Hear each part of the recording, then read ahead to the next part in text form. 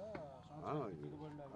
గర్వలేదంటే ఏడు వాతావరణం నీళ్ళు లేక ఒక రకంగా ఉండి నెరుడు ముందటేడు అయితే బాగానే ఉండే. అంటే రైతుకి పర్వాలేదు, అంటే ఆ. గిట్టుబాటు ధరల పరంగా కానీ ఇక వాటి గురించి అయితే ఇంక చెప్పేది ఏముందిలే, గిట్టుబాటు ధరలు అంటే పన్నెండు బట్టి ఎత్తా ఉంటారు, బాగానే ఉండే వాటికైతే.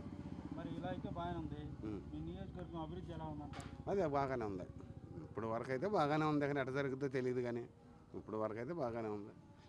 4.5 సంవత్సరాలు దాటింది కాబట్టి బాగానే ఉంది. ఇప్పుడు వరకు బాగా నాలుగు ఈ 5 నెలల్లో మరి ఇక నట్టుండిద్దో ఏంటో, కానీ ఇప్పుడు వరకు అయితే బాగానే ఉంది. మీ వీధిలో పరిష్కారం కానీ సమస్యలు ఏమైనా ఉన్నాయంటారా? ఉంటే అవి ఏంటి?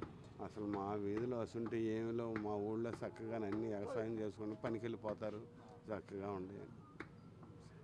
ఎమ్మెల్యే గారి పనితీరు ఎలా ఉందంటారు? బాగుంది, ఎమ్మెల్యే గారి పనితనం బాగానే ఉంది ఇప్పుడు వరకే. ఇక వచ్చే పదేసన మరి ఎవరు వస్తారో ఏంటో, ఇక ఎట్టుండిద్దో తెలియదు. 2024 ఎన్నికల్లో ఎమ్మెల్యేగా ఏ పార్టీ వ్యక్తికి వెళ్ళవచ్చు అంటారు? మేము రఘుపతి గారే వెళ్తారనుకుంటున్నాం, ఎందుకని? మంచి పనులు చేస్తున్నాడు కనుక.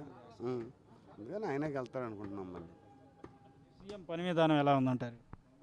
ఆయనకి చెప్పేది ఏముంది, ఇప్పుడు చేసిన వరకు బాగానే ఉంది, మరి ఇక్కడ వచ్చే కథలో ఎట్టుండిద్దో తెలియదు, ఇప్పుడు వరకు బాగానే ఉంది. ప్రజల్లో ఏమైనా వ్యతిరేకత ఉందా? ఇప్పుడు ఏ పల్లెటూరులో అయితే వ్యతిరేకం ఏమీ లేదు, మాకైతే మరలోపాలెం అయితే అసలు వ్యతిరేకం ఏమీ లేదు, అంతా బాగుంది. 2024 ఎన్నికల్లో సీఎం ఎవరవుతారు అనుకుంటున్నారు? నేను జగన్ అవుతాను. మెజార్టీ ఎంత రావచ్చు? ఇసుంటే మనం ఏం తెలియదు, కానీ మెజార్టీ బడ్జెట్ జగన్ వచ్చి సీఎం అయితే జగన్ కన్ఫామ్ అనుకుంటున్నాను. 175 సీట్లు వస్తాయని చెప్పి అంటున్నారు కదా. అవి అంత సీన్ ఏం లేదులే, కానీ సీఎం మటుకు జగనే.